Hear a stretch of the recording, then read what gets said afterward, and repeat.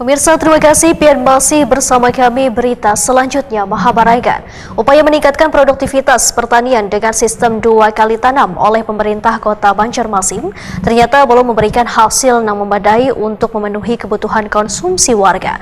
Meskipun pencanangan beberapa program untuk mendukung petani dalam menerapkan pola tanam ganda, Nangkaya menyediakan pupuk subsidi dan pelatihan teknik bercocok tanam modern, produksi pangan pun masih belum mencukupi permintaan pasar.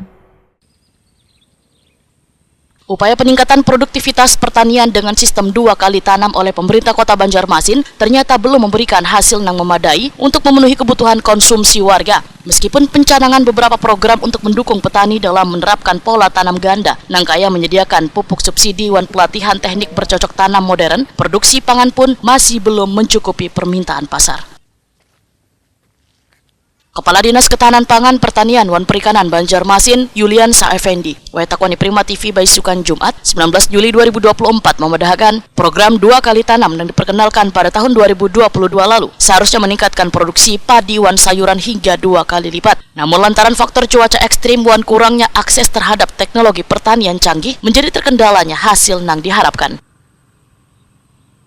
Menurut Yulian Effendi, program 2 kali tanam yang dilakukan selawas ini hanya bisa menghasilkan 20 ton baras dari luasan lahan pertanian sekitar 2.500 hektar. Keterbatasan lahan pertanian ini menjadi salah satu kendala dalam memenuhi kebutuhan konsumsi warga Kota Seribu Sungai yang mencapai ratusan ribu jiwa ini.